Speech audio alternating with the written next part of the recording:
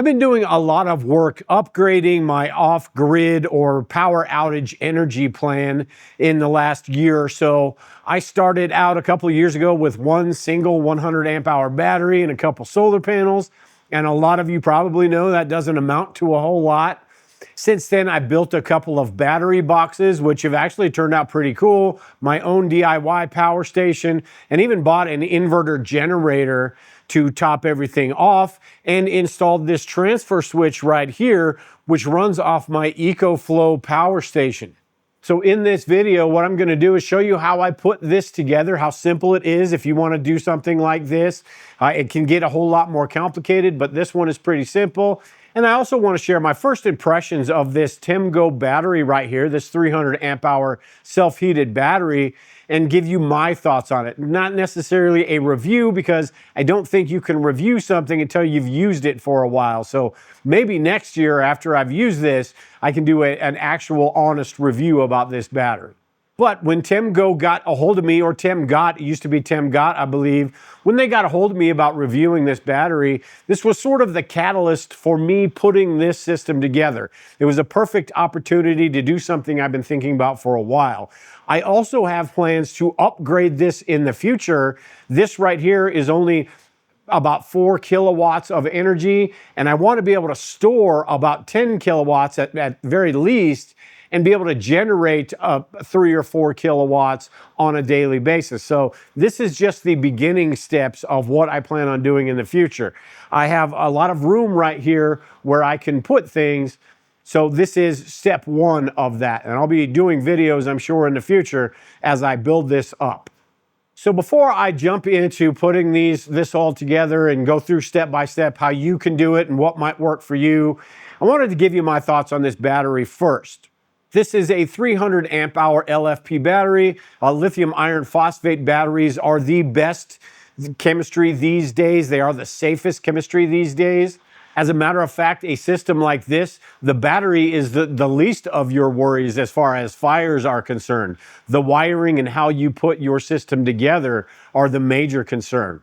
This is a 12-volt battery. It comes with a 5-year warranty and a 30-day money-back guarantee, which is a pretty good warranty considering what some of the other batteries, their warranties are.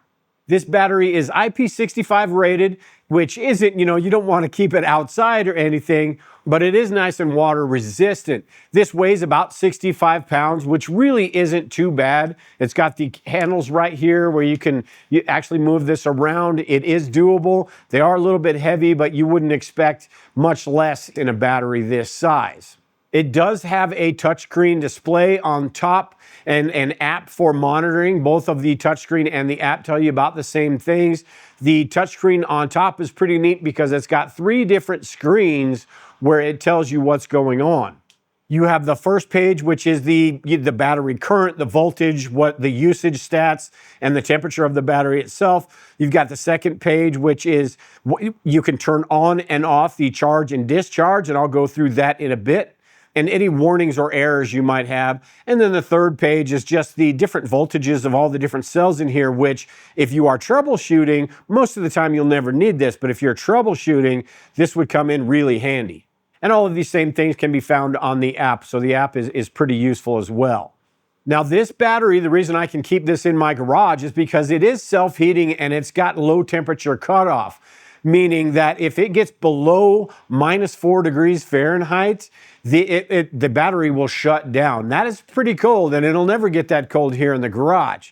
But the self-heating feature is something that I will utilize quite a bit because it will get to 0 degrees. It sometimes gets to -10 outside, but it never gets that cold in here. But what the self-heating function does is anytime that temperature is below freezing, below 32 degrees, when you put power on it, whether that's a charger or your solar, it activates that self-heating feature first, and then it heats that up until it gets to 41 degrees, and then it will allow the charge to go through.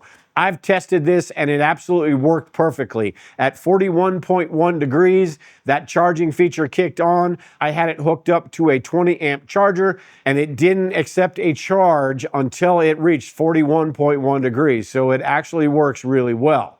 Along with those protections, it's got a 200 amp BMS and the typical LFP battery protections that you would get in most BMSs. You've got the overcharge, the over discharge, the overcurrent, short circuit, and things like that.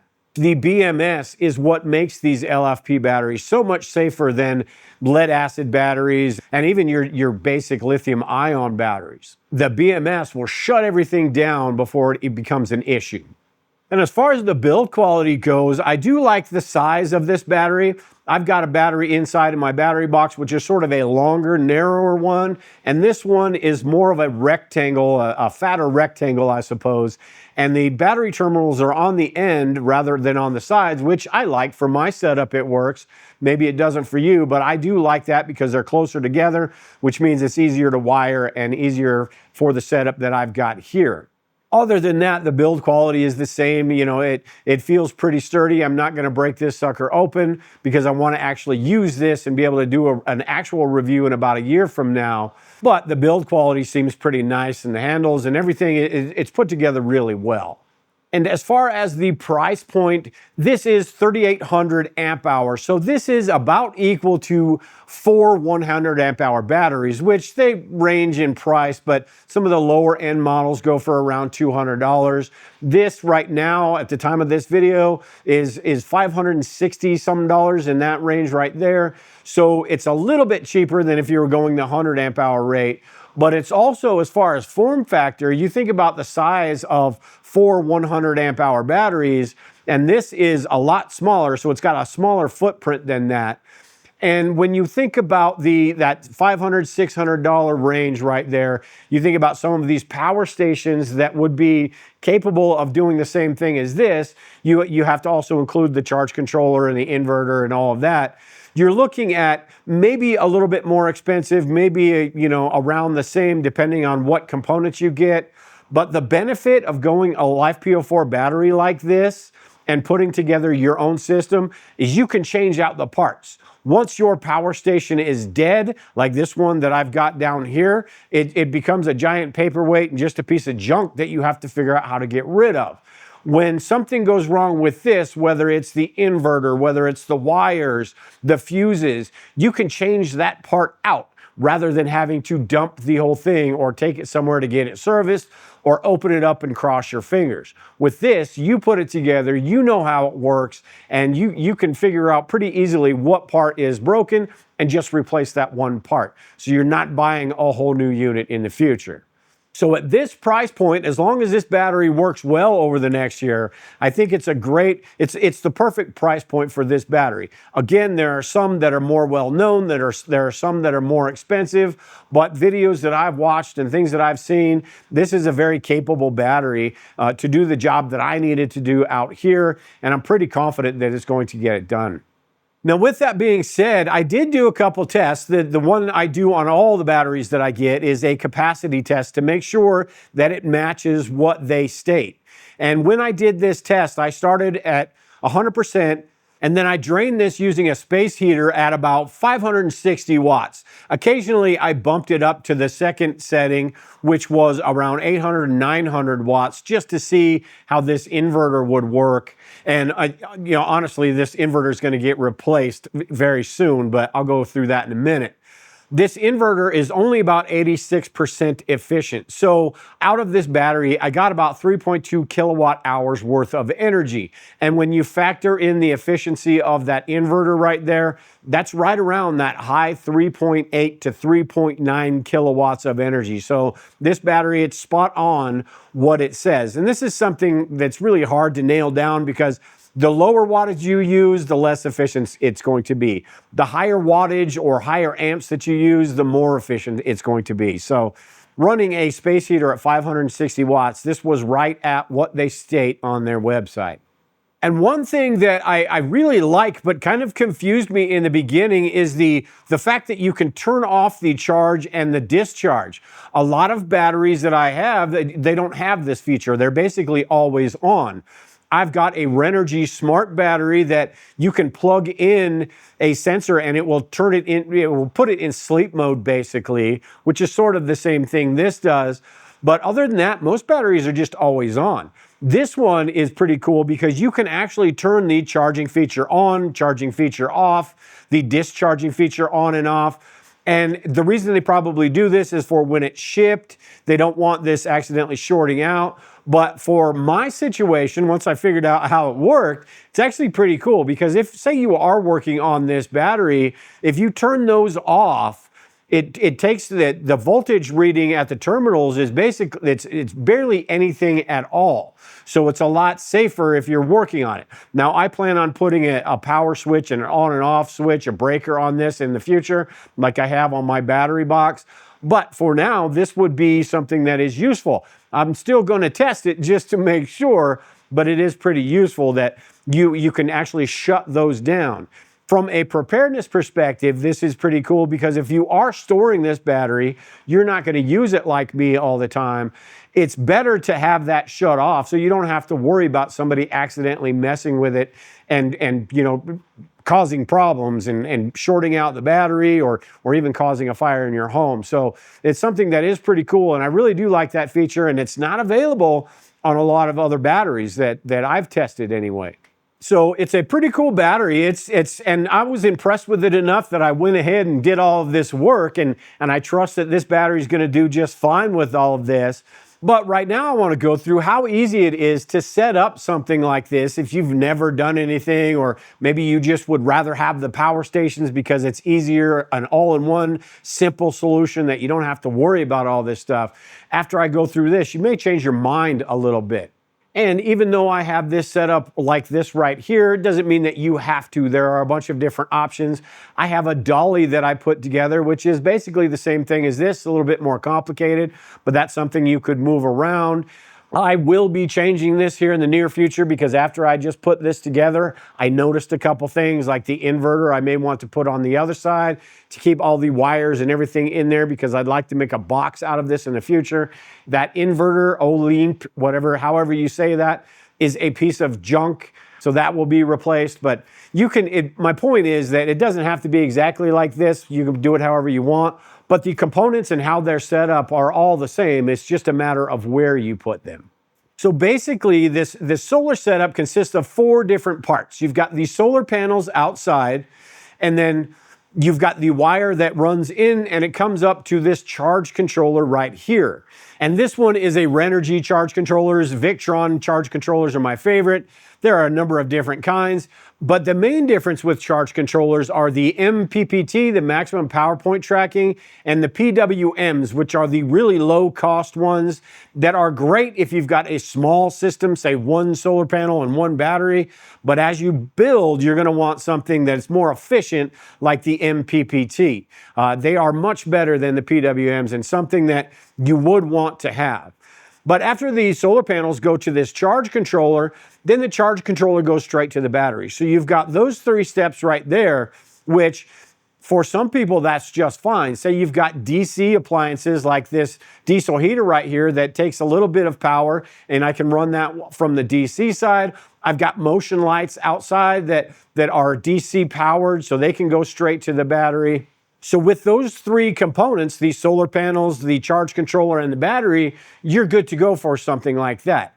If you want to power AC components or appliances, that's where the inverter comes in, the 4th part right there. And the inverter, you can see right here, I have bus bars, but you could plug all of these 4 components straight into the battery terminals right there. The reason I have the bus bars is because you don't want to stack too many terminals on top of those battery lugs because you'll lose connectivity a little bit and it'll be a whole lot less efficient. So if you just take those, if you put some bus bars on, which basically are an extension of the battery terminals, you take the negative and the positive and you get a negative and positive bus bar, and instead of 1 lug on the battery, you've got 4 lugs on those bus bars.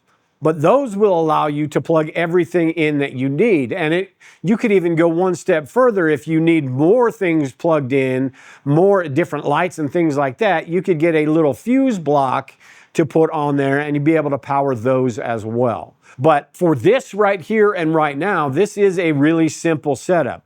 Just the 4 components that you would need along with the bus bars to get everything running and working properly. So like I said, this is a very simple setup. This is the start. This is sort of just to verify that everything is going to work the way that it should. And in the future, I'm going to upgrade this setup quite a bit. You can see out with my 200 watts of solar panels, I've got a lot more room that I could put some solar panels on top of that chicken house to generate more electricity. Or I might even just go to the roof of my house, the roof of my garage out here, because there's a big tree that blocks the sun for the first part of the morning, and that's a lot of energy I'm losing. But for now, it's not a big deal because I'm not using this as much as I will in the future. What my plans are in the future is to use this setup to be able to generate about 10 kilowatts of energy, and use this setup right here to be able to charge my EcoFlow while it's being used with this transfer switch that I have installed right here. Right now I've got the EcoFlow on, and it is powering some things in the house. It's powering some lights out here in the garage. It's powering the furnace. You can see right here, I'm using 1455 watts, and that's because the furnace fan kicked on. I have a gas heater, but when that fan comes on, that's what I'm using. Over here, you can see that the generator is on, the EcoFlow is on, but I've got a few different things. I've got my well pump, which is the main thing that I'm doing, that I have this hooked up for, because if you don't have water, you basically don't have anything in emergency. And then I've got the kitchen, which is the refrigerator, and the sockets in there. I've got the furnace that the fan turns on. Even though it's a gas furnace, you still need some electricity for that fan to work. I've got the master bedroom because I need the power up there for a couple of different reasons, for security reasons and because of its location as far as heating a small area if I need to. If this furnace is taking too much power, I can take a small heater and heat that one room.